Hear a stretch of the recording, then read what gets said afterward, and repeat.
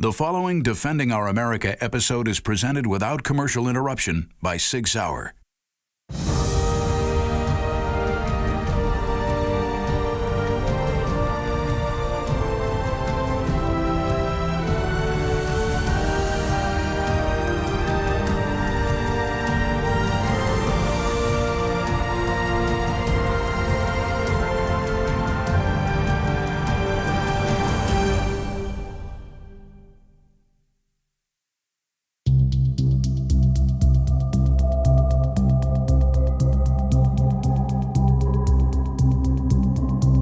Why is it that we can harp on little things that are minute overseas with minor criminal infractions, a rogue military guy being stupid and acting out of turn, and that'll be harped on for a month.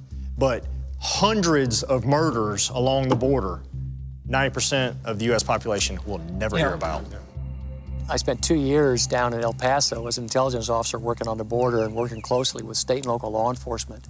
I have to admit, it was an eye-opening experience for me when I got down there. And my first thought was, if the American people knew what was going on along our border, they would be screaming for every politician's head up in Washington, D.C., because their actions, or lack of action, is allowing all of this to occur. Let me tell you that the founding fathers of this country, if they were to suddenly come back and you were to say something to them like, what's that guy do for a living?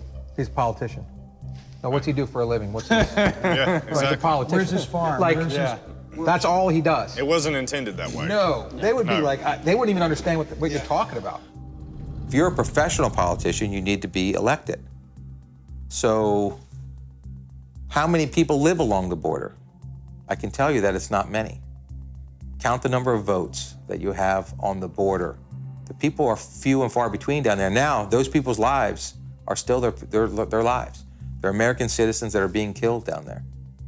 But to a professional politician, you know what you count? You count as one vote. When you get into those elected official positions, that they have this drive and this passion for what they believe in, what they want to do, what's right. And then you get those people chattering in your ear that are telling you, hey, I'm a professional at getting people elected, and this is what the public wants to hear. And I mean, that pisses me off to no end when I hear people tell me what I want to hear. I'm like, how the hell do you guys know what I want to hear? Where are they doing these studies and where are they getting these facts? Because the people that I talk to don't want to know what they think we want to know. When you have 15,000 homicides in Mexico right along the Texas border in a short period of time, that outshines the death rate in Iraq at the height of the war. And yet we don't look at it the same way. So you have these guys that are just across the border, coming across easily, crossing through ranchers' lands, threatening and killing individuals, American citizens, shutting down parks because they're using them as a thoroughfare for their trade. And I can't imagine being a cop or a sheriff down in those areas. I mean, that's unbelievable. We talked to a Mexican cop that went bad, and he was on the U.S. side, and he said that he was just a normal, like a municipal cop, working his shift, and vehicles pull up, block him in, one in the front, one in the back. Everybody gets out all nicely dressed, but carrying, the nice AKs and stuff. And one well-dressed guy gets in the passenger seat, sits down, and throws some keys on the dash and says, those keys are to the truck behind us. That's your truck. It's a gift of the organization. We want you to accept the gift. And he says, no, I'm not going to accept your gift. I'm not going to work for you. And he said, well, we thought you would say that, so here's a picture of your wife and your daughter taken 5 minutes ago. They're at this location, and we're going to give you 15 seconds to make your decision to be a friend of the organization or not. And you need to make your decision. And so he said, what's he going to do? He has to. Yeah. It's the exact same side on the U.S. side.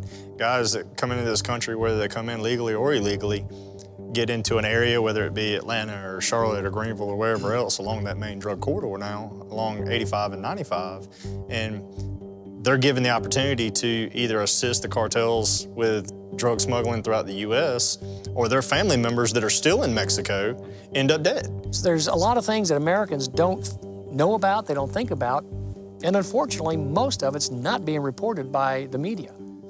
because it makes Americans uncomfortable to know the things that are going on around us.